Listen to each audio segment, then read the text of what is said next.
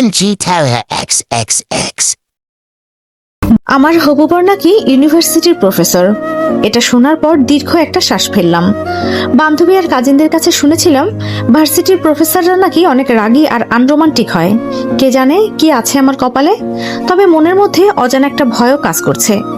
একদম অপরিচিত একজন মানুষ, যাকে কিনা দেখিনি কখনো, তার সাথেই বিয়ে। প্রফেসর টাইপ একজনকে স্বামী হিসেবে মেনে নিতে হবে, ভাবতেই গলা শুকিয়ে কাটকাট অবস্থা। এগুলোই ভাবছি আর একা একা বিড়বিড় করতে করতে তৈরি হচ্ছি। আমি রোদেলা। হঠাৎ কলিং বেলের আওয়াজ শুনে একটু থমকালাম। নিশ্চয়ই কাঙ্ক্ষিত মানুষটি এসে গেছে। কপালের টিপখানা দিয়ে সাজ পূর্ণ করলাম। ড্রয়িং রুম জুড়ে দুই পরিবারের হাসি আড্ডায় এক মিলন মেলা সৃষ্টি হয়েছে। জাফর তালুকদার বলে উঠলেন, আড্ডা তো অনেক হলো, এবার আমার হবু বৌমাকে ডাকুন। শুভ্রর মা আমাকে পাগল করে দিচ্ছে আপনাদের মেয়েকে দেখার জন্য। কেন করব না? আমার একমাত্র ছেলের বউ হতে যাচ্ছে সে, আমারই তো দেখতে হবে তাকে। রহমান খান হাসতে হাসতে আয়শা খানকে বললেন, মেয়েকে নিয়ে এসো, ওনাদের আর অপেক্ষা করিও না। শুভ্র, কেমন আছো তুমি? শুভ্র মুস্কি হেসে বলল, জি আঙ্কেল, ভালো আছি। শুভ্রর দিকে ভুরুকুসকে তাকিয়ে তার মা বললেন, আঙ্কেল মানে? ওনারাও এখন থেকে তোমার বাবা মা, তাই বাবা মা বলেই ডাকবে, মনে থাকে যেন। শুভ্র মাথা দুলিয়ে সম্মতি জানিয়ে মুস্কি হেসে মাথা নিচু করে ফেলল। তখনই আগমন ঘটল আজকের মূল আকর্ষণের। হালকা গোলাপি রঙের জামদানি শাড়ি পরে শাড়ির আঁচলটা চাদরের মতো জড়িয়ে নিয়ে চুল খুলে রেখেছে রোদেলা। বাড়াবাড়ি কোনো সাজ নেই। চোখে হালকা কাজল, ঠোঁটে হালকা গোলাপি বর্ণের লিপস্টিক আর কপালে কালো টিপ। স্নিগ্ধ সুন্দরী বাঙালি রমণী যেন। ধীর পায়ে এগিয়ে এসে সুমিষ্ট কণ্ঠে শুভ্রর বাবা মাকে সালাম দিল। আসসালামু আলাইকুম আঙ্কেল আন্টি। শুভ্রর মা আতকে উঠে মাথা নাড়িয়ে বলতে লাগলেন, প্লিজ প্লিজ আমাদের এসব বলে ডেকো না। একটু আগে শুভ্রকেও বলেছি, এখন তোমাকে বলছি। তোমরা দুজনেই আরো একজোড়া বাবা মা পেতে যাচ্ছ, তাই এসব আঙ্কেল আন্টি ডাকলে চলবে না, মা বাবা বলে ডাকবে। সবাই একসাথে হেসে উঠল। রোদেলা লাজুক হেসে মাথা নিচু করে নিল। শুভ্রর মা তাকে ডেকে বললেন, এদিকে এসো, বসো আমার পাশে। রোদেলা ধীরে ধীরে ওনার পাশে এসে বসে। তিনি রোদেলার মুখখানা দুচোখ ভরে দেখে নিয়ে তার গালে হাত রেখে আদর বুলিয়ে দিয়ে বললেন, মাশাআল্লাহ, এত সুন্দর পুতুলের মতো একটা মেয়ে এখন থেকে আমার সামনেই থাকবে সবসময়। ভাবতেই আমার মন জুড়িয়ে যাচ্ছে।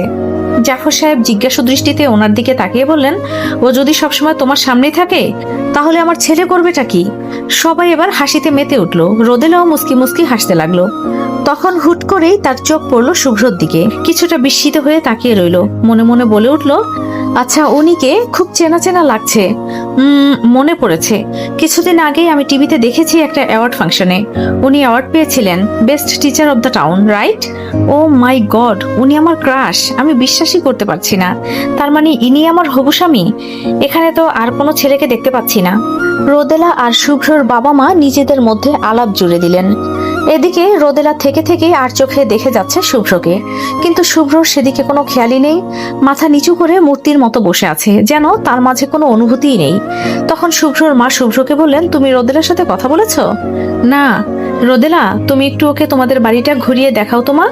রোদেলা বাধ্য মেয়ের মতো মাথা নেড়ে সায় জানিয়ে উঠে যেতে লাগলো। শুভ্র তার পিছু পিছু চলে গেল। দেখুন ছেলে মেয়ে দুটোকে কি দারুণ মানিয়েছে পাশাপাশি। দোয়া করি ওদের খুব সুন্দর একটা সুখের সংসার হোক। চারজনে মুগ্ধ চোখে দেখছেন তাদের ছেলে মেয়েকে। শুভ্র আর রোদেলা দোতলায় চলে গেল। শুভ্র পুরো বাড়ি ঘুরে ঘুরে দেখছে, তবে মুখে কোনো কথা নেই, কোনো প্রশ্ন নেই। শুরু থেকে এখনো পর্যন্ত নীরবতা বিরাজমান। রোদেলা এখন তার পিছু পিছু হাঁটছে, আর শুভ্র পকেটে হাত গুজে আনমনে চোখ ঘুরিয়ে ঘুরিয়ে সব দেখতে দেখতে যাচ্ছে। হাঁটতে হাঁটতে পেছনের ব্যালকনিতে এসে থেমে গেল শুভ্র। শুভ্র চেয়ে আছে আকাশের পানে, আর রোদেলা চেয়ে আছে তার পানে। আচমকা সে রোদেলার দিকে তাকাতেই রোদেলা চোখ সরিয়ে নিল। হাই রোদেলা। রোদেলার বুকের ভেতরটা কেঁপে উঠল এক অজানা শিহরণে। ভালো লাগায় ভরে উঠল মন। কাপা কাপা স্বরে সে বলল, হ্যালো। তুমি এত লজ্জা পাচ্ছ কেন? আমরা কোনো ডেটে আসিনি, খুব শীঘ্রই বিয়ের বন্ধনে আবদ্ধ হতে যাচ্ছি দুজনে। সহজ স্বাভাবিক কথা শুভ্রর, কিন্তু তাও কেন যেন রোদেলা ভীষণ লজ্জা পাচ্ছে। আর শুভ্রর গলার স্বরই যথেষ্ট একটা মেয়েকে ঘায়েল করার জন্য। সেই মোহনীয় কণ্ঠে শুভ্র আবারও বলতে শুরু করলো, বাই দ্য ওয়ে, তোমার স্টাডি কেমন চলে? সঙ্গে সঙ্গেই সব লজ্জা আর ভালো লাগা উড়ে চলে গেল রোদেলার। সে তো কিছুক্ষণের জন্য ভুলেই গেছিল যে তার হবু স্বামী একটা আনরোমান্টিক কাঠখোট্টা প্রফেসর। তাই কপাল কুঁচকে বিরক্তির সুরে সে বলল, ভালো চলে? এটা কি ধরনের এক্সপ্রেশন? তার মানে তুমি ভালো করে পড়াশোনা করো না, আর তোমার পড়াশোনা ভালো লাগে না। লিসেন রোদেলা, বিয়ের কথা ভেবে অতি উৎফুল্ল হয়ে একদম সময় নষ্ট করবে না। তোমার অবশ্যই স্টাডিতে মনোযোগ দিতে হবে। আর কাল আমি তোমাকে শপিংয়ে নিয়ে যাব, তোমার যা যা লাগে সব কালকেই কিনে দেব। তারপর বিয়ের অনেক দিন বাকি আছে, সেই সময়টাতে শুধু স্টাডি আর স্টাডি।